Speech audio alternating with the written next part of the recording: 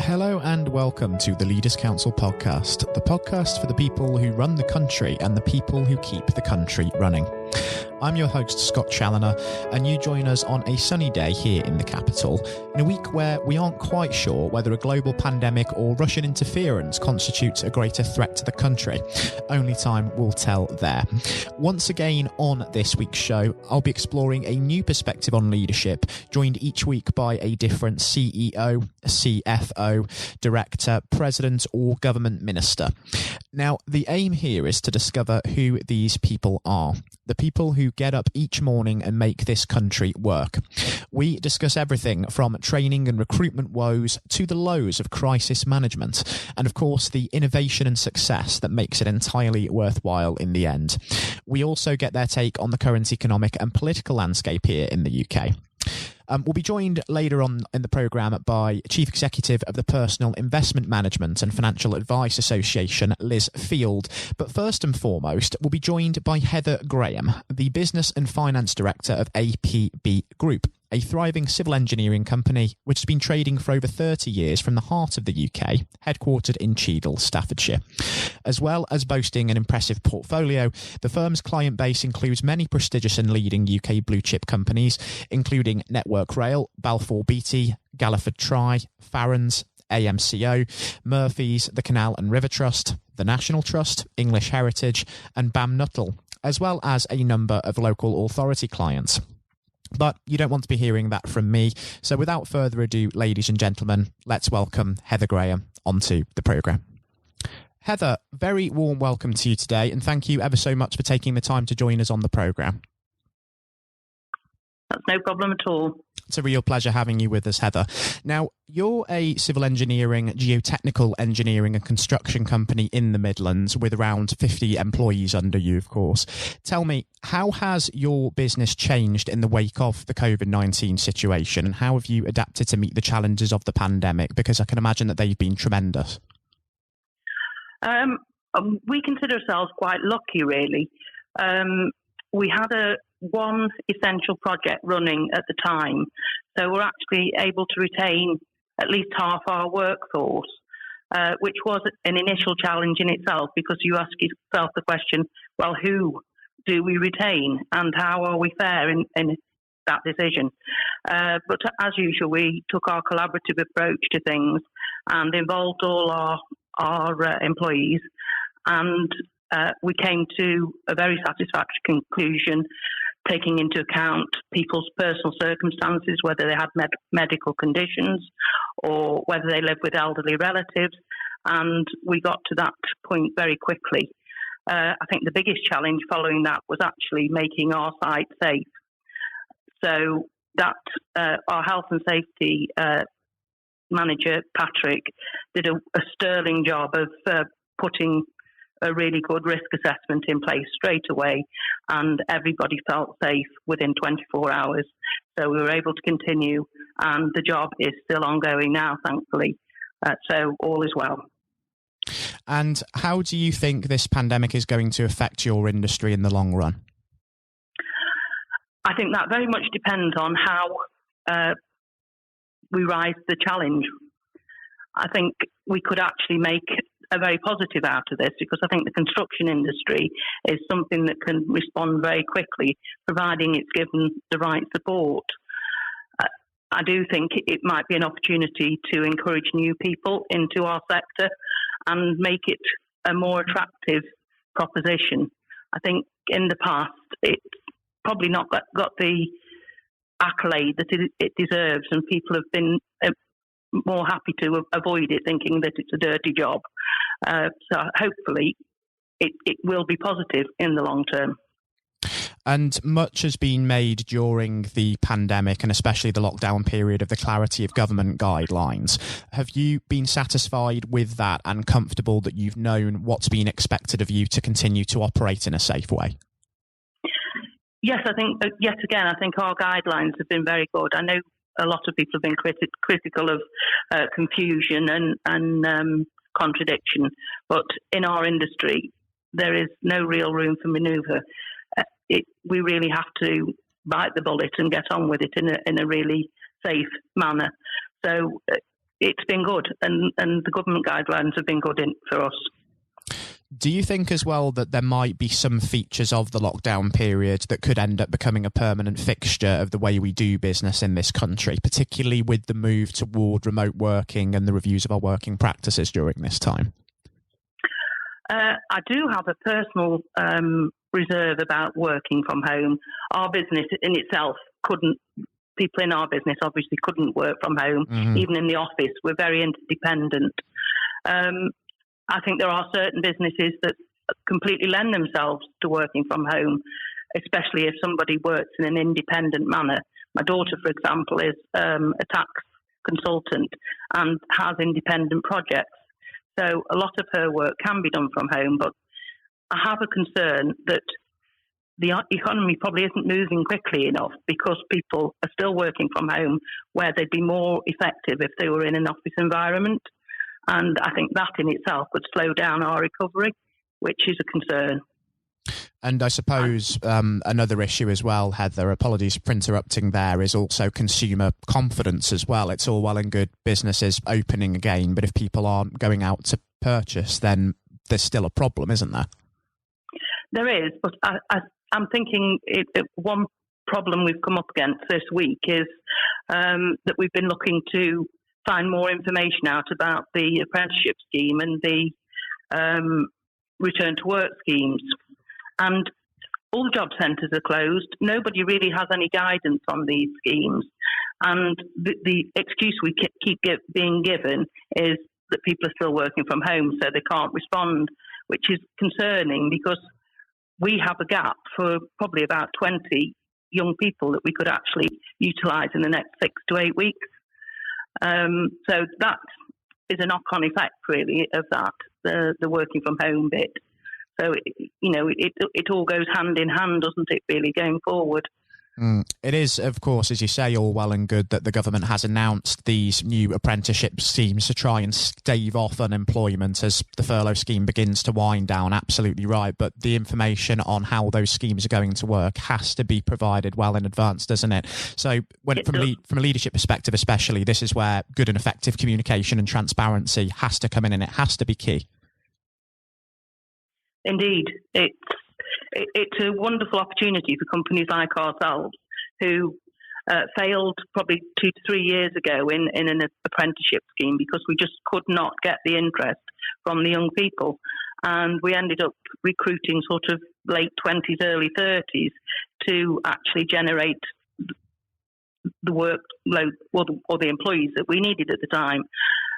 So I'm really hoping that this new initiative will actually help us to get young people on board, use our existing workforce as mentors, and really let the company move forward in the next couple of years.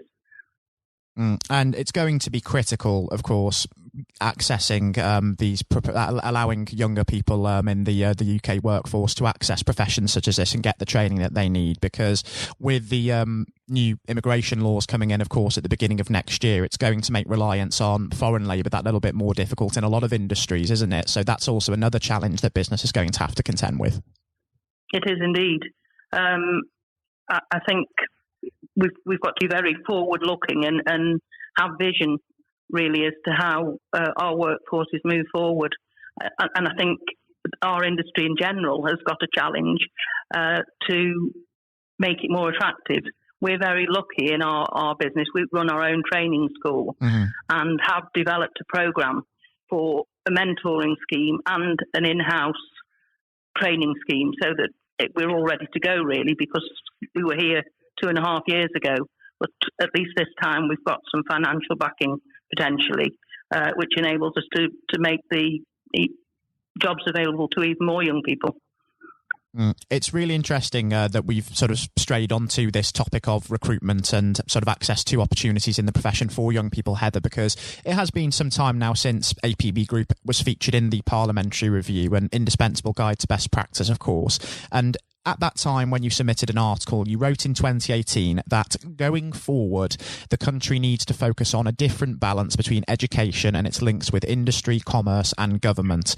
You mentioned something of a legacy hangover from successive ministries, which has remained a challenge, and research would suggest that too much focus has been placed on encouraging young people into university education, while apprenticeships and technical and industry training have fallen by the wayside in comparison. Seems to me, from what you've said there, that is an issue that still is to be addressed. It is indeed. It's a real bugbear to me that apprenticeships and on-the-job schemes, and in my day, the YTS scheme, don't get the recognition that they deserve. And I really think that we, as a country, we need to sell these to young people because it's critical going forward. Not everybody can go to university, or it's not suitable for them. And they need to be made aware that they can get an equally good career by other means. And just sort of reflecting on the position that we're in as a country at the moment, there's a great deal of uncertainty on the horizon. Of course, we made it through a global pandemic thus far, but we're still not quite sure what trajectory that's going to sort of go on from here. There are, of course, recruitment issues in the industry. There's that legacy handover that we've talked about there. We also have the issue of Brexit on the horizon at the beginning of next year and how that's going to impact business. But sort of, when it comes to managing so much uncertainty all in one time, is there anything positive that you can take from this experience, almost of crisis management, if you could call it that? Would you say that this sort of whole period of time has taught you anything as a business leader? I think the size of our business is very critical. Being an SME type business, we have the foresight and sort of flexible personal approach that perhaps some of the big conglomerates don't have. So we can respond very quickly to change, very quickly to risk, and still provide the service that we always give. And I think probably I would say that SMEs are very undervalued in the sector. There's so much work goes to the big conglomerates, and the big seem to get bigger, and we sometimes fall along the wayside. We are finding probably that designers and end users go to the big boys rather than come to smaller companies like ourselves, who often work in collaboration with other smaller companies to provide an equally good service. But I think the thing that SMEs do have that larger companies don't is the ability to be probably responsive, flexible, less bureaucratic, and we always seem to find a way to drive things forward and give people value for money, essentially. So I would like to think that out of all this, SMEs sort of get a stronger stake in the market, really, because we have got so much to offer.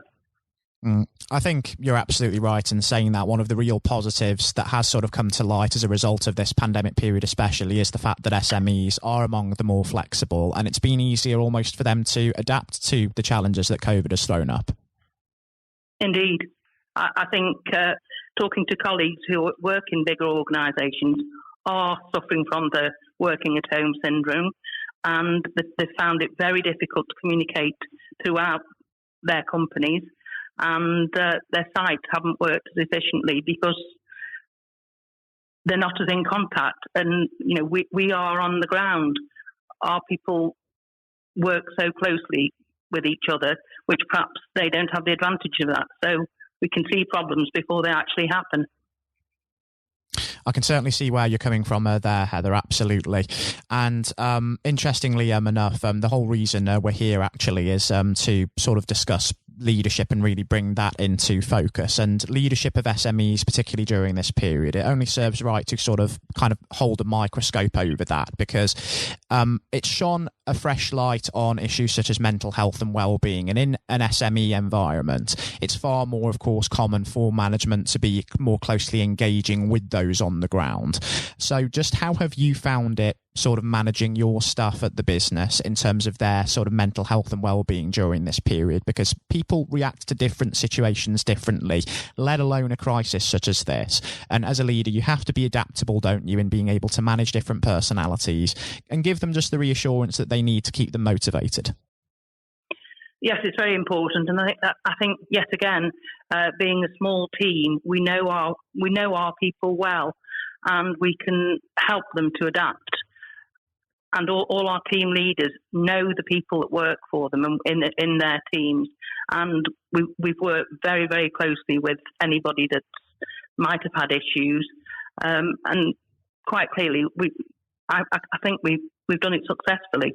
Our training manager has been on a couple of mental health courses, and although he's on furlough, he's going to do some presentations when he comes back into the team, just to make sure that we haven't missed anything.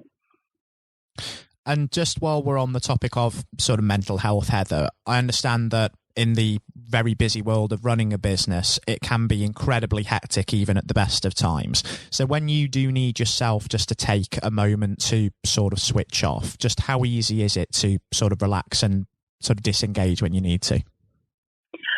I'm very lucky. I can compartmentalise things very easily, and I've always been lucky that when I close the office door, I go and have another life. So for me personally, it has been quite easy, and I think that's how I've always managed my business life, by being able to do this and not. I think it's a gift really, that I can just switch off. Then and if somebody actually rings me out of office, I can switch straight on again. But I am lucky. That's really positive. And just sort of backtracking ever so slightly, Heather, we talked about sort of the idea that employees tend to look to their leaders in business just for that little bit of reassurance and inspiration sort of when they need it during a crisis such as this, because ultimately that is, of course, a leader's responsibility. But when you are someone who is running a business and sometimes you need to look somewhere for a little bit of direction, inspiration, and there isn't anybody above you to refer to, where is it that you look to be inspired when you need to be? We have quite a good team of what we call first line contact, who we work, again, fellow SMEs, who we work very closely with, who encounter all the same sort of problems that we do. And we're quite a good close-knit community and feed into each other regularly. So there's always a really good backup there, which is, again, very, very important because it helps in all sorts of areas in our business. And while we're also on the topic of inspirations, what would you say have been some of the big influences on you as you've sort of developed through your career and sort of made a job out of leading a business such as this? I think it's a case of never stop learning, really. We've always had a very collaborative style of management, and APB is very much a family-orientated business. So each and every one is valued, and I think it's been a development over my career that I've just learned and learned and learned and never stopped learning, really. It's a very interesting point that you raised there, Heather, actually, because I almost feel that you can't develop into an effective leader without having that experience of trying things for yourself, maybe suffering one or two setbacks and then embracing them as learning opportunities. People have to sort of go out, do things for themselves, make mistakes in order to develop, don't they? They do. And I always say and repeatedly say that I, as a person, have probably learned more from my failures than my successes. And I think a lot of people agree with that terminology, really, because it helps you to develop and grow, really, when you make mistakes. And we all make them. Exactly right. I mean, as human beings, we're certainly not infallible, and that goes for people in leadership roles as well. And I think that sort of hit home as well during this period when people are sort of looking to you as their leader for that inspiration, as we've already discussed. And when the information out there isn't always clear, it's difficult to sort of just keep the communication channels open and keep everybody just sort of ticking over at times, isn't it? It does come with an awful amount of pressure, a leadership role. It does. And I always rise to the challenge. I think good leaders have to and not shy away from things. And communication is absolutely vital in the whole scheme of things. Two-way communication with clients. It's the nerve of business, really. Without good communication, I think we're all at a loss. When you're faced with a difficult situation or a crisis, so for example, when you knew on the horizon that the COVID-19 situation was going to be serious, what sort of went through your mind in terms of addressing the issue? How did you prepare yourself to deal with an issue of this scale? Well, the first thing that went through our minds was we wanted everybody to be safe. So the week before the announcement, we were very prepared to have to close the whole business down if that's what we had to do. The fact that we had one job that carried on was a challenge in itself, but one that we rose to and really kept the company ticking over when a lot of other companies didn't have that opportunity. So from our point of view, that was very fortunate. And our workforce really appreciated the fact that they had an opportunity of carrying on with a vital project. I can imagine so, and I understand that, albeit it's been incredibly difficult and a very sensitive few months, that managing a pandemic such as this can teach one an awful lot in a leadership role. So on that basis, this might sound like a bit of a mean question, Heather, but looking back, if you could sort of channel the experience that you've accumulated both pre-pandemic in your years in business and also managing this crisis, if you could go back maybe say 10, 15 years and address the younger version of yourself, is there anything that you would tell them to do differently based on what you know now? No, because it's a situation that I never, ever thought that I'd find myself in, where the whole country reached a virtual standstill. So I think there's been a lot of criticism for the government, which in many respects has been unfounded, because this has been an unprecedented situation. And I don't see how anybody really could have fully prepared themselves for what they were going to was going to happen. Just like we're trying to get ourselves out of it now. And I really think that, we need to look at this as an opportunity to actually put things right and rise to the challenge. Nobody, we have not in our lifetimes have we really had such a challenge. And I really think it's an opportunity for us to use our vision to find solutions to our problems. What it certainly highlights as well, I think, is the need for people in business and also in governments, institutions, communities to be reactive to circumstances as well. I mean, it's all well and good, of course, being proactive and having plans in place to sort of mitigate for circumstances such as this. But when guidelines, circumstances can change at such little notice and something like this can come around the corner with very little warning, you have to be able to react to that and take measured decisions even when there's not that much thinking time to be had. Absolutely. I think the ability to make bold and quick decisions is absolutely vital. And again, in a smaller business, that is so much easier because you can communicate very quickly. You can, exactly right. And if actually, Heather, you were to maybe give some advice to somebody who was about to start their first day in a leadership role, a young person, for instance, what advice would you give to that person based upon all that you've learned during your time in business? I think probably to be flexible and forward-looking. have open channels of communication. Lead from the front has always been one for me. Make the most of any opportunities that come your way. Don't waste opportunities, and be responsive and courteous at all times, with an understanding for and kindness to all the people that you deal with.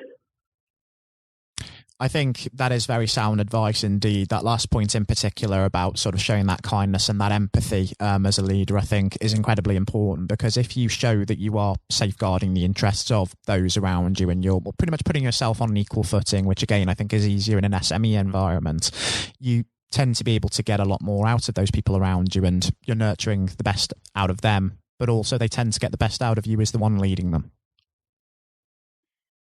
Yes, I think that's fair. It's you, as a leader, you lead by example, and you can't do any more than that, really. Exactly right. I would completely agree with that, Heather. And just before we do wrap things up on the programme today, I'm interested to understand, given the challenge we have on the horizon in adapting to this new normal that everybody's talking about, what do you think is next for you and for APB Group over the next 12 to 18 months? And what do you really hope to achieve during this period? Well, we have got an excellent visibility of projects coming up in the next 12 to 18 months that we're already working on, and we have been working on before the pandemic. We have got a very, very good collaborative relationship with a couple of the larger conglomerates who are actually seeing the value of working with us on a project basis. We are getting involved in early contractor negotiations. We are getting involved in projects at an early stage rather than being drafted in on an emergency at the last minute. And I can foresee that this is a really good way of moving the economy forward quickly. I think in the past there's been too much red tape. We need to fast track projects. I love the term shovel ready, which probably just sums up everything that we need to do in construction, and that is move quickly and get rid of all the layers so that and the bureaucracy so that we can have collaboration and cooperation at all levels and work closely together to get the economy moving on the construction side. It certainly seems like there's plenty to get your teeth stuck into on the horizon, Heather, for sure. And, I think it would actually be fantastic in future, once we have a better idea as to how the new normal is shaping up, to catch up and have you back on the show with us just to see how these projects are coming along and just assess at that point just where we are at as well in terms of the pandemic. Well, that would be very good. It would be lovely to see how things develop over the next 12 months. We've got one or two exciting new projects, especially in sustainability, which is something that we've been working really hard towards probably for the past 5 years, looking at really sustainable materials like aluminium for bridges, whereas steel's been used in the past, and even fibre reinforced polymer, FRP as we say. These projects are something that are really going to come to the fore, because as a business we believe that sustainability should be essential, not optional, and I think that's something else that we as an industry need to work hard towards. Certainly so. Heather, I have to say it's been a real pleasure having you join us on the programme today to discuss your take on leadership, your experience of this pandemic thus far, and also to just sort of lift the lid on what's going on at APB Group as well. And until we do hopefully speak again in future, when hopefully there'll be some more positive news to share, please do continue to take care and stay safe with all still going on, because it's fair to say we're certainly not out of the woods with the pandemic situation yet. We're certainly not, and you too stay safe, and I appreciate the opportunity being able to speak with you today. Likewise, Heather, it's been a real pleasure having you join us on the show. And for those tuning in and listening today, please do continue to be sensible with the lifting of lockdown restrictions. Take care of yourself and others and stay safe, because it really does make a tangible difference in saving lives. I was speaking today to Heather Graham, Business and Finance Director of APB Group. I hope you all enjoyed the interview and, of course, learning more about how the whole team at the business is continuing to raise standards even throughout this challenging time. Coming up next on the programme today, I'll be handing over to Jonathan White for his exclusive interview with Liz Field, the Chief Executive of the Personal Investment Management and Financial Advice Association, the trade body for firms who provide such services for both individuals and families. And I hope that you enjoy listening just as much as Jonathan relished the opportunity to speak with Liz. All of that is coming up next. I'm Jonathan White, and we're joined today by Liz Field, CEO of PIMFA, Personal Investment Management and Financial Advice Association. What a great mouthful. Liz, thank you very much for coming on today. No, thank you for inviting me. No, not a problem. A complete pleasure. And I think it would be a great place to start, if we may. There's maybe a little bit of background for the listeners. Obviously, PIMFA does work in across the board these days, but of course, it was only founded 3 years ago, and of course, APFA and the WMA were merged. That's right. Yes, I think it really was a reflection of where the industry was going in terms of the provision of financial advice and helping individuals with their personal financial futures, that we felt that it was necessary for the two bodies to merge together. But both, certainly the Wealth Management Association and its predecessors have been around for nearly 30 years now, actually. But you're quite right. As PIMFA, it's been nearly 3 years now. And the probably a very wise move, because the PIMFA's been going from strength to strength since. What would you say at the moment are the priorities for yourselves there? I think there are a number of priorities. I mean, we represent a diverse group of businesses which all have one thing in common, which is that they face the clients, they face the consumer. So whether that is face-to-face or whether that is online, it's all about helping individuals to plan and save and invest for themselves and for their families. But we're going through a number of key challenges. I mean, looking at a macro level, if you like, markets are a little turbulent. It's very challenging to kind of navigate the investment management world. So even more reason why you need a financial advisor and an investment management firm to help you, because it is quite a complex arena. And that's not helped by the lack of financial education more generally. So if you have that as a backdrop, and then politically you have what's going on with post-Brexit and where the rules are going to come from in future, all of that is still to be negotiated.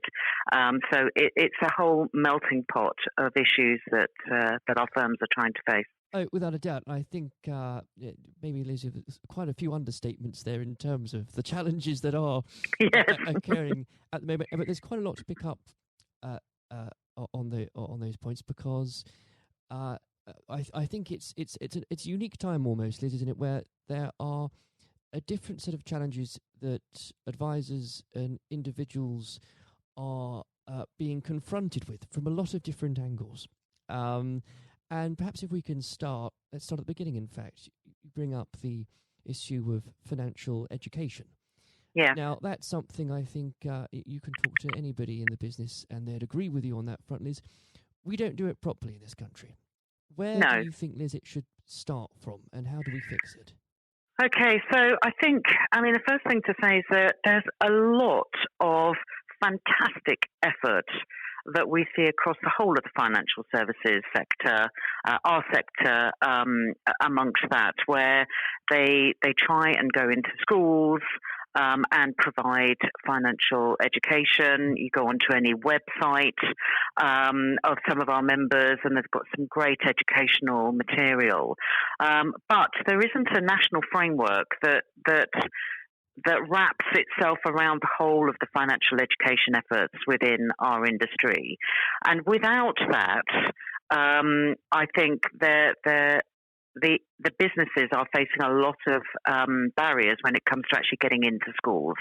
Financial education is part of the I think it's personal health and social education a piece of the curriculum, but there isn't an exam that's at the end of it. So when it comes to schools and how they're being judged, it's on metrics such as exams, and without an exam for financial education, I think it's just going to keep coming up against the same barriers. And financial education is not the same as maths. So what we'd also quite like to see is that we have more kind of money type questions within the maths curriculum, because that will also then bring it to life for young people, for youngsters and school kids. It will bring it to life because it's about things that they have to deal with, or that they deal with on a day-to-day basis, which is money. So the more that we have that is populated in the curriculum that is about money, the better, I think, because that then will start to promote a culture of savings and investments, which we so badly need in our country. Without a doubt, Liz, because, and again, you've hit the nail on the head, because there's only so much that can be done without the involvement of the curriculum in schools. Yes. And you can, as you've pointed out very well, companies can try all they might, but it's difficult if it's not a joint effort. Yes. And I think as for example, with the new government we have, there have already been positive noises at the very least. Whether they become actions is another thing entirely, regarding what you could consider a far more applied mathematics in a lot of the system. But time will tell, and that's something I think we could probably dedicate in the next hour to. Liz. Yes, I think you're right. We probably shouldn't. Now, looking at a couple of other points to pick up that you've already raised here, Liz, and it goes back to the word you've already said, which is uncertainty. It seemed as if the markets, investors, people, we've been in a state of limbo for the last 3.5 years. We're talking, of course, 2 months after a general election that resulted in a large majority for the Conservative Party, and therefore at least we have now left the European Union without dragging you down the political rabbit hole here. Liz, is there a hope now that because of that clarity we may start to see a far more certainty in the market? And what are your hopes for the next 12 months? I think that we've still got a little way to go, because whilst 31st of January came and went, we're now in a negotiation period. We're now in a transition period, and for UK savers and investors, in terms of where the rules are made, there's still not some clarity about that. We're still we don't know yet whether we're still tied or will be tied to the European rulemaking down the line. That's still to be negotiated. I mean, we've always said that actually for savers and investors, we need stability in the markets and we need access to funds. However, the majority of our firms look after UK savers, and therefore one of the positives we see is the ability to have a rule book that make sense for UK savers and investors and UK firms. So we think that there's an opportunity there, definitely without watering down regulation. So we're definitely not talking about less regulation. What we're talking about is smarter regulation, which makes sense for firms and makes sense for clients. And as we've got a very unique industry in terms of savings and investments in Europe, England, or the UK rather, and Ireland are unique amongst our European counterparties. So when you have a European rule book, or a rule book that is set in Europe that doesn't bear any relation to the model of intermediation that we have here, that has caused us problems in the past, and we're hoping that we will be able to affect that in the future with a local regulator and a local rule maker. But we will see. That is still all part of the melting pot. So whilst I'd like to be positive and optimistic about the market, we've still got this period of negotiation, and until we see where we go to with that. And of course, you've got financial services and fisheries amongst the same piece, you know. Famous bedfellows, aren't they? Indeed, absolutely. So we've still got to wait and see, I think. Absolutely. And it will be interesting, if nothing else. Now, you've mentioned there, Liz, the role of course, regulators. I know in the last month or so, obviously, PIMFA has given its fair amount of critique to the FCA. Are they, at the moment, doing their job correctly? I think I don't envy the regulator one iota. I think if you look at the number of people that they have in the supervisory team and the number of firms that they have to regulate, it is not an enviable job by any stretch of the imagination. Yes, we have been critical, not least of all because we are expecting better supervision to prevent firms from failing, and certainly to prevent firms from failing in the spectacular way that they have in the last few years, which has impacted on the size of the Financial Services Compensation Scheme levy. And this levy is paid for by firms within the industry. And our firms are a majority of small to medium-sized firms, and their bills have gone up exponentially. Our criticism is that, we don't object to having an FSCS levy or, the lifeboat funds to pay, recompense to consumers. And our view has always been that the polluter pays, but the polluters have long since folded by the time it comes to any payment, which means that good firms are paying for bad firms. So the system, we believe, is broken. And I think that is about the regulatory perimeter. What is it that the lifeboat fund should be protecting? The perimeter is too big. So that, what is the nature of risk? That all needs to be redefined, we believe, and recalibrated, which then enables you to determine, well, if that's what risk is, then how do we protect it and how do we levy for it? And that is all linked to better supervision. So that is something we have been critical about. We're in the process of finalising a paper which we have positioned in a constructive manner, which is these are some of the things that we believe, FCA, you should be looking at in your supervisory process. And we want to help you to do your job better. Now, I know there's no such thing as a magic wand, Liz, and perhaps it'll be putting you on the spot. But let's imagine you did have one just for this afternoon, perhaps, and you were able to change one thing about that system. And perhaps I shouldn't ask this because if your report isn't out yet, you might want to reveal something that's in it. But if you could, what would be your number one priority? my number one priority to solve the system. In terms of reform. In terms of reform, what regulatory reform you mean? I think. Oh goodness me, the one thing.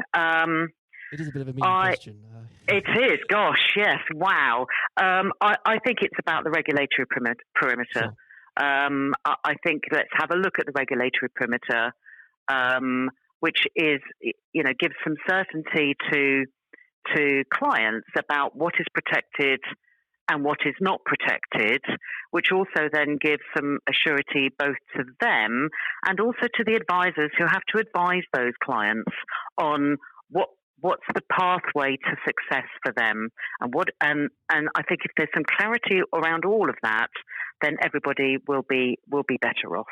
Great. Now, I'm conscious of the time here, Liz. It's already catching up with us. So perhaps if we can take a little step back and look at the operations of PIMFA again. It's what PIMFA does so well is its ability to build relationships with so many different organisations. Can that really, Liz, be underestimated, the importance of having those working relationships with the departments and the organisations that you do have? No, I don't. I think it's absolutely fundamental to any business, actually, but it's certainly something that we have in the middle of the stick of rock that is PIMFA. I mean, we talk about the values that we have as an organisation. We are a small organisation, and we can't do our job unless we work in partnership and collaboration with others. So, relationship building and maintaining and creating a good foundation of relationships is absolutely fundamental to what we do. Without a doubt. And I think that's the key point, Liz, isn't it, that's so applicable to any realm, whether it's business or politics or any areas of life. And I think, and because of the time here, I must start to wrap up, but perhaps I can ask, Liz, looking forward, and I know the next 12 months is full of uncertainty, what are the plans PIMFA has for it nonetheless? So I think our key priority this next 12 months is to be talking much more, and we have been lobbying a fair bit on this, but because of Brexit, our ability to actually kind of get into see the policymakers on both sides, I think, to have that dialogue has been a challenge. But we're finding that is changing. They want to hear from us. So I think our priority is around that regulatory perimeter. And what does regulation look like for us moving forward? But at the same time, it's not just about the future of regulation, but it's also about the future of supervision, because the two of those go hand in hand. So those two are kind of what are the main areas over the course of this next year. Having said that, we have a manifesto that's got six pillars in it, and regulation and supervision and the future of that is just one of those things. There are a whole host of other things. Promoting the sector as a force for good and as an integral part of an individual's kit bag for financial and mental well-being is another key strand of activity. So I think future of regulation, future of supervision, and then promoting the sector as an integral part of everybody's kit bag in building their personal financial futures. Well, Liz, there might never be a more important year, or has not been in a while, that will determine the future of all of those things, and perhaps never a year where so many people pay attention to what happens to Britain's fish stocks. But it's been an absolute pleasure discussing that leadership with you today. I hope very much we can sit down perhaps later this year when there's a bit more clarity perhaps and talk through a few more things. Thank you. I would love to do that. Liz, thank you very much. Thank you. As always, it has been a pleasure both listening to and learning from our guests. I've been your host, Scott Challoner, and I hope that you have all enjoyed listening. Until next time, I'll be occupying my usual corner in the newly reopened Westminster Arms and raising a glass to raising standards. Remember, with lockdown restrictions continuing to lift, please do continue to be sensible, look after yourselves and look after others, because it really does make a tangible difference in keeping the virus under control and saving lives. Goodbye. Thank you for listening to our podcast. You can find every episode on iTunes, YouTube and Spotify. The views expressed by each guest in the podcast are their own. They do not represent the opinions of the Parliamentary Review, Westminster Publications, Lord Pickles, Lord Blunkett, David Curry or any other guest on the podcast. If you'd like to know more about the Parliamentary Review, please visit www.theparliamentaryreview.co.uk.